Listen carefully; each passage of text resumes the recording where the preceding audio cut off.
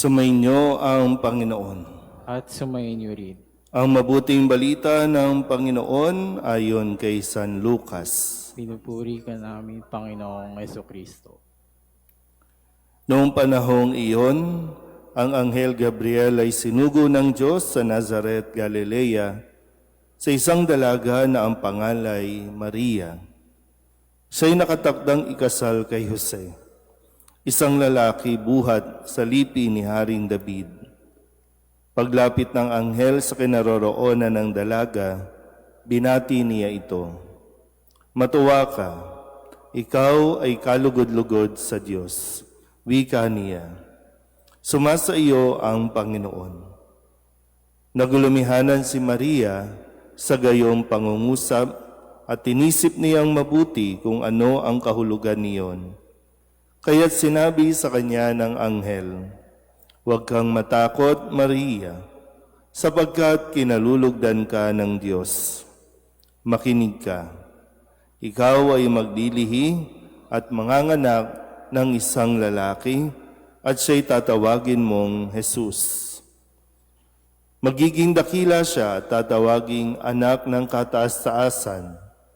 Ibibigay sa kanya ng Panginoong Diyos ang trono ng kanyang amang si David.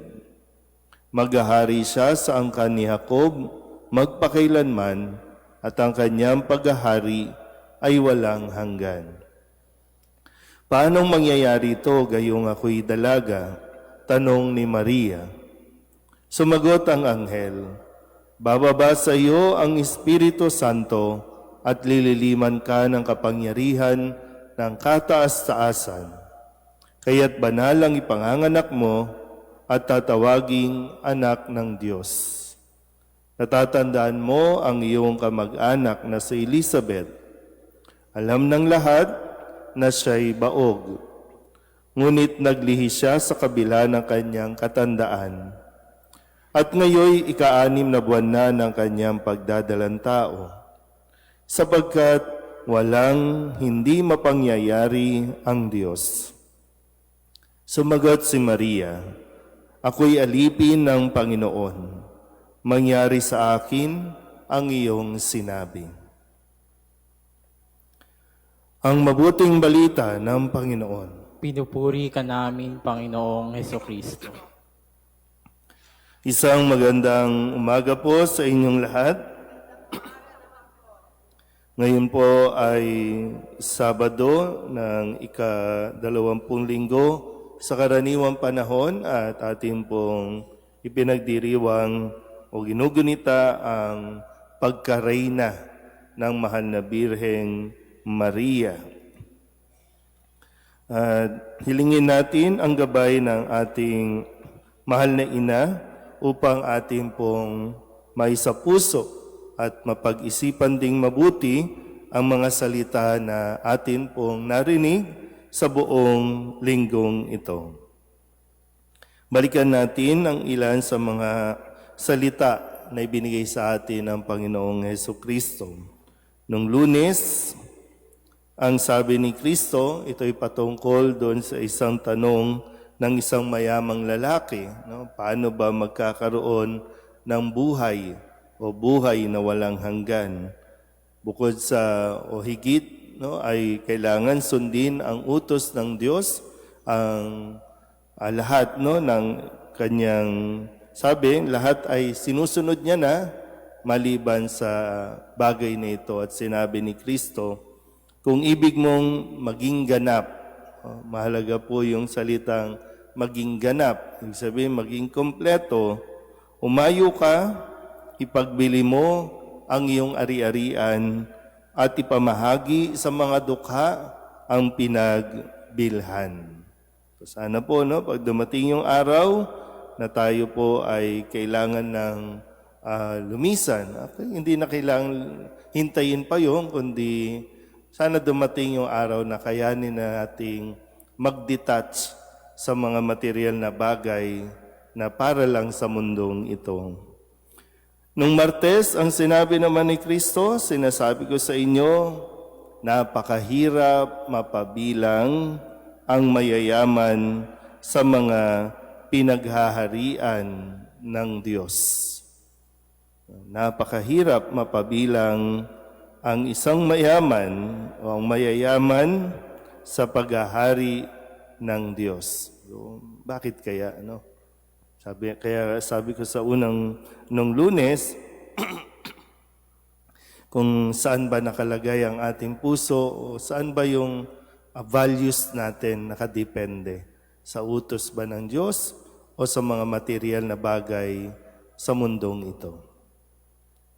Nung Miyerkules naman, ang sabi ni Kristo, patungkol ito sa isang talinghaga na binigay ni Kristo tungkol sa mga upahan ng mga manggagawa na nag-expect sana yung mga unang nagtrabaho, unang tinawag ay mas malaki ang kanilang matatanggap, pero di nila inaasahan na pare-pareho sila ng natanggap. Kung kaya nagalit o nagtanong doon sa may-ari. Kaya ang sagot, wala ba akong karapatang gawin ang aking maibigan sa ari-arian ko? O naiinggit ka lang sa aking kabutihang loob? Ito ay ang pagpapakilala ni Jesus sa ating Diyos Ama na lahat ay binibigyan niya ng pagkakataon para makabahagi sa kaharian ng Diyos. Nung Huwebes, katulad pa rin ng isang talinghaga na ibinigay sa atin, nakahanda na ang piging, ngunit hindi karapat-dapat ang mga inanyayahan.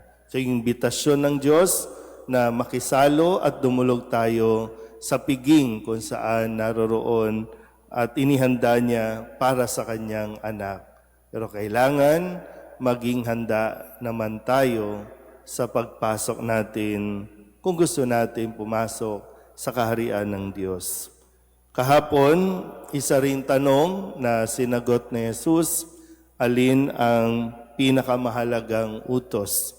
At ang sabi ni Kristo, yung ibigin mo ang Diyos at ibigin mo ang iyong kapwa gaya ng pag-ibig mo sa iyong sarili.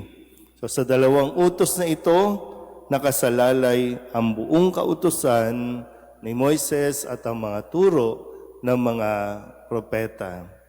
Ngayon, kung ganamit nyo, binasa ninyo ay yung Ebanghelyo para sa araw na ito, ay sinasabi sa atin din na ang pinakadakila ay dapat maging lingkod, ang nagpapakataas ay ibababa, at ang nagpapakababa ay itataas. Pero ang narinig ninyong Ebanghelyo ay Ebanghelyo mula kay San Lucas, kung saan natin pong pinararangalan ang mahal na Birhen sa kanyang pagkareyna. Kaya't sinabi, tandaan din natin mabuti, no? Ang sinabi ng mahal na Birhen, matapos niyang pakinggan ang mga salita na ipinahayag sa kanya ng anghel, ang sabi ng mahal na Birhen, ako'y alipin ng Panginoon, mangyari sa akin ang iyong sinabi. So, ang pagkareyna, nung nakalipas na linggo ay ipinagdiwang natin ang pag-aakyat kay Maria sa langit. At ngayon, ang pahayag ng ating pananampalataya, pinahayag ng ating simbahan na si Maria ay Reyna. Hindi lang siya basta ina, kundi siya ay Reyna na nagpapaalala sa atin lagi, no? Kung gusto natin makarating at gusto ng mahal na Birhen, marating natin kung nasaan ang kanyang anak at ang sekreto, makinig, magsabuhay ng salita ng Diyos.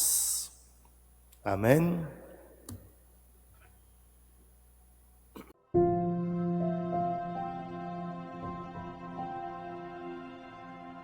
Thank you.